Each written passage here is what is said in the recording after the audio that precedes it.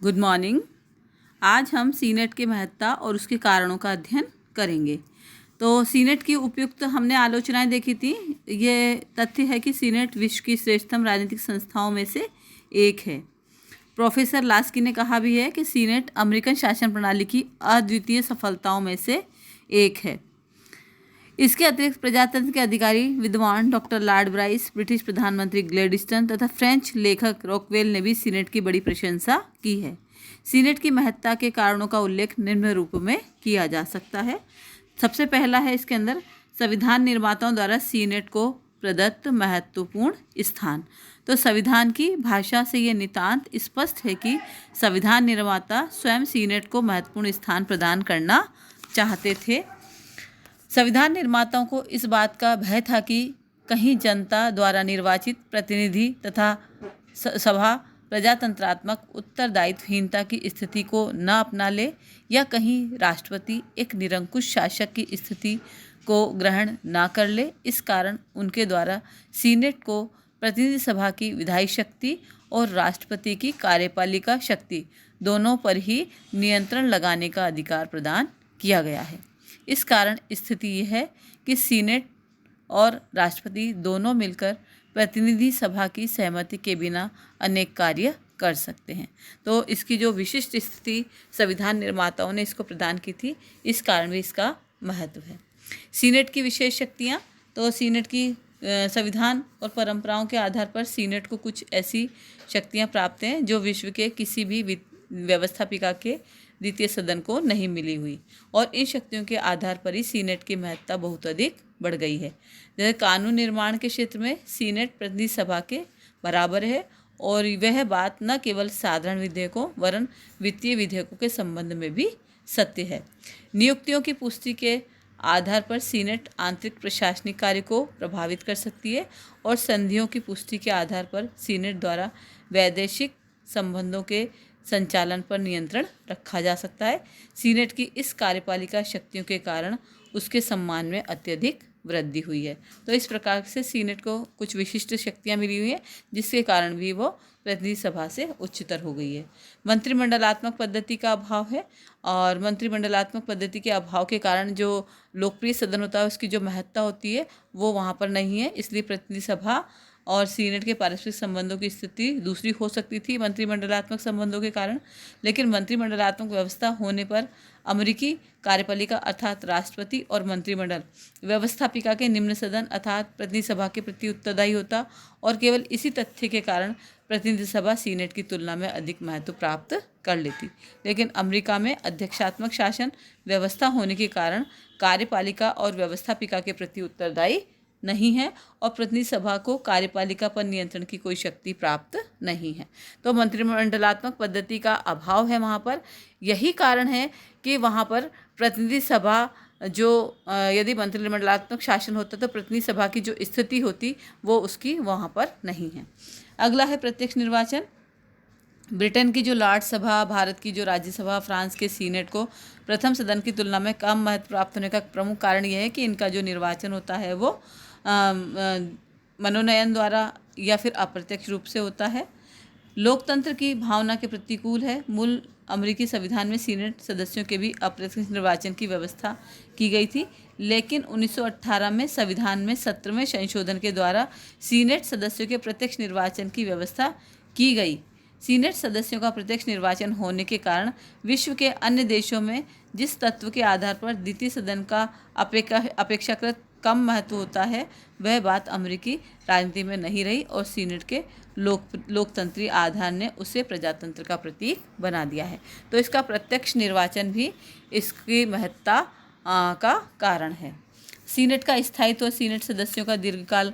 तो जो सीनेट का जो स्थायित्व यानी कि इसके जो कार्यकाल है वो 6 वर्ष है, और 6 वर्ष के इस कार्यकाल का महत्व इस दृष्टि से है कि इसकी तुलना में प्रतिनिधि सभा का कार्यकाल 2 वर्षीय है। प्रतिनिधि सभा के सदस्य जहां एक बार निर्वाचित होने के लगभग तुरंत बाद ही पुनर्निर्वाचन की चिंता में लग जाते हैं, वहां सीनेट सदस्य एक बार निर्वाचित होने के बाद लगभग 5 वर्ष तक स्वायत्त, स्वतंत्रता और निर्भीकता के साथ राष्ट्रीय सेवा में लगे रहते हैं। तो इसका जो लंबा और दीर्घ कार्यकाल है वो भी इसके महत्व को बढ़ाता है। अगला है इसके अंदर सीनेट का लघु आकार। तो सीनेट के लघु आकार के कारण भी उसकी महत्ता तथा प्रतिष्ठा बढ़ी है। सीनेट की कुल सदस्य संख्या 100 है, जबकि प्रतिनिधि सभा में 435 सदस्य होते हैं। छोटे आकार के कारण भी इसके सदस्यों में पारस्परिक घनिष्ठता रहती है और वे स्वतंत्रता पूर्वक वाद विवाद कर पाते हैं। सीनेट का आकार इतना आवश्यक है, इसमें विचारों की विभिन्नता रहती है, पर वह इतना अधिक नहीं है जिससे कि विधायी विचार विमर्शों और कार्यवाहियों में सजीवता न रह सके। तो इसका लघु आकार भी इसके महत्व में वृद्धि करता है। सीनेट की कार्यप्रणाली। तो सीनेट की कार्यप्रणाली भी उसकी शक्ति का स्रोत है। सीनेट की कार्यप्रणाली ऐसी कि उसमें सदस्यों के बोलने का समय निश्चित नहीं किया जाता। परिणामस्वरूप यहाँ विषयों पर विचार अधिक पूर्णता के साथ होता है और निश्चय पर पहुँचने के पूर्व उसके सभी पहलुओं पर पूर्णता के साथ विचार कर लिया जाता है। तो सीनेट की कार्यप्रणाली भी इसको महत्व प्रदान करती है। सीनेट सदस्य में संस्था के प्रति सम्मान और परस्पर ऐक्य। वैसे तो स्वाभाविक रूप से सभी संस्थाओं के सदस्य अपनी संस्था के प्रति सम्मान रखते हैं और उनमें परस्पर ऐक्य की भावना होती है, लेकिन सीनेट के सदस्य अपनी संस्था के प्रति जितना सम्मान भाव रखते हैं उनमें परस्पर जितना ऐक्य उतना अन्यत्र नहीं है। सीनेट के सदस्यों के ऐक्य को दृष्टि में रखते हुए कहा जाता है कि सीनेट सदस्य औसत प्रतिनिधि की अपेक्षा भिन्न प्रकार के राजनीतिक प्राणी होते हैं। ये सीनेट के अंदर एक दूसरे पर कटु आक्षेप कर सकते हैं, परंतु कुछ ही देर बाद आप देखेंगे बाहर वे हाथ में हाथ डाले घूम रहे होते हैं। और इसी प्रकार जब किसी राष्ट्रपति के द्वारा सीनेट के प्रति शिष्टाचार या सीनेट की अन्य किसी सुनिश्चित परंपराओं का उल्लंघन किया जाता है तो सीनेट के सदस्य अपने राजनीतिक दल के प्रति भक्ति को भूलकर सीनेट के सम्मान की रक्षा हेतु एक हो जाते हैं। तो सीनेट के सदस्यों जो होते हैं वो अपनी संस्था के प्रति सम्मान और ऐक्य की भावना रखते हैं। अगला है इसके अंदर सीनेट सदस्य की गुणात्मक उच्चता। संस्था की महत्ता उसके सदस्यों पर निर्भर करती है और सीनेट को इतनी अधिक महत्ता प्राप्त होने का अंतिम किंतु एक महत्वपूर्ण कारण प्रतिनिधि सभा की तुलना में सीनेट सदस्यों की गुणात्मक श्रेष्ठता है।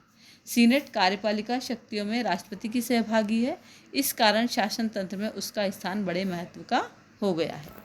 तो ये सारे कारण हैं जो सीनेट को महत्व प्रदान करते हैं प्रतिनिधि सदन की तुलना में।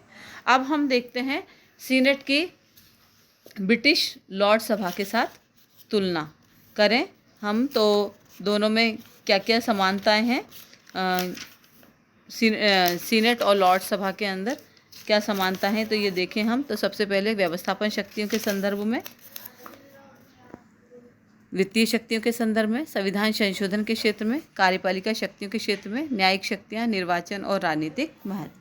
तो व्यवस्थापन शक्तियों के क्षेत्र में यदि हम देखें तो साधारण विधेयकों के संबंध में सीनेट की स्थिति अधिक शक्तिशाली है।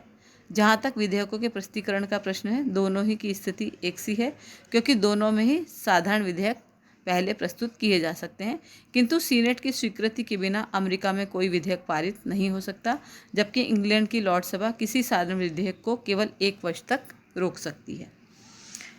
दूसरा है इसके अंदर वित्तीय शक्तियों के क्षेत्र में, वित्त विधेयक न तो लॉर्ड सभा में प्रस्तुत होते हैं न ही सीनेट में, परंतु जहां लॉर्ड सभा उसमें कोई परिवर्तन नहीं कर सकती, वहीं सीनेट केवल प्रारंभिक धारा को छोड़कर वित्त विधेयक के संपूर्ण स्वरूप को ही बदल सकती है। तो इस प्रकार यदि हम देखें, अमेरिका में जब दोनों सदन किसी विधेयक के विषय में एकमत न हो तो वह संभव नहीं कि यह विधेयक कांग्रेस से पारित समझा जा सके। इस प्रकार वित्त विधेयकों के संबंध में लॉर्ड सभा का जो अधिकार है वो केवल देरी का निषेधाधिकार है, जबकि सीनेट का अधिकार पूर्ण निषेधाधिकार है। तीसरा है संविधान संशोधन के क्षेत्र में, संविधान संशोधन संबंधी विधेयकों के बारे में लॉर्ड सभा की स्थिति साधारण विधेयकों जैसी ही होती है।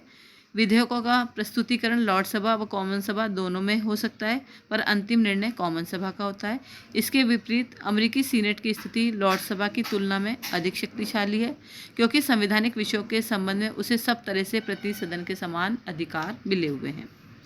कार्यपालिका के क्षेत्र में देखें हम तो सीनेट को संधियों के पुष्टिकरण का, राष्ट्रपति द्वारा की हुई नियुक्तियों के अनुसमर्थन का और विविध विभागों के विरुद्ध जांच का तथा युद्ध की घोषणा के संबंध में महत्वपूर्ण शक्तियां प्राप्त होती हैं। इन शक्तियों द्वारा सीनेट राष्ट्रपति पर नियंत्रण रखती है। इस शक्तियों के कारण सीनेट का महत्व प्रतिनिधि सदन से अधिक हो जाता है, किंतु ब्रिटेन की लॉर्ड सभा को इस प्रकार की कोई शक्तियाँ प्राप्त नहीं हैं। न्यायिक शक्तियों के क्षेत्र में देखें तो न्यायिक क्षेत्र में यदि सीनेट और लोकसभा की तुलना की जाए तो लोकसभा की स्थिति बहुत महत्वपूर्ण है।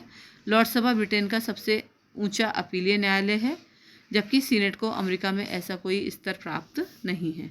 निर्वाचन देखें हम तो सीनेट के सदस्य जनता द्वारा प्रत्यक्ष रूप से निर्वाचित होते हैं, जबकि ब्रिटिश लोकसभा ब्रिटिश लोकसभा के सदस्यों का मनोनयन होता है और ये एक वंशानुगत संस्था है। अगला है राजनीतिक महत्व।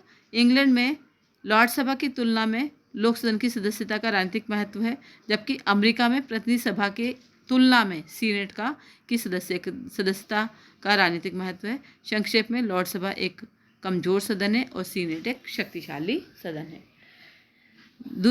लास्ट हम देखें, सीनेट जो है गुरुत्वाकर्षण का केंद्र है। उपयुक्त विवेचन से स्पष्ट है कि विश्व के अधिकतर उच्च सदन अपनी शक्ति खो बैठे हैं और सिर्फ संवैधानिक प्रतिष्ठा के हकदार रह गए हैं। विश्व के द्वितीय सदनों की शक्ति के सामान्य ह्रास के बावजूद अमेरिकी उच्च सदन के विपरीत प्रवृत्तियां दिखाई हैं। उसकी शक्ति में ह्रास नहीं बल्कि वृद्धि हुई है। विश्व के अन्य द्वितीय सदन द्वितीय श्रेणी के सदन बन गए हैं, जबकि अमेरिकी सीनेट ने प्रथम सदन का स्थान ग्रहण कर लिया है। निष्कर्ष रूप में कहा जा सकता है कि सीनेट अपने युग का सर्वाधिक आश्चर्यजनक आविष्कार है। यह सदन संसार के द्वितीय सदनों में अद्वितीय है। अपने प्रभाव एवं प्रतिष्ठा के कारण सीनेट अमेरिकनों की आंख का तारा बन गई है। संक्षेप में सीनेट अमेरिकी शासन प्रणाली में गुरुत्वाकर्षण का केंद्र बन गई है। धन्यवाद।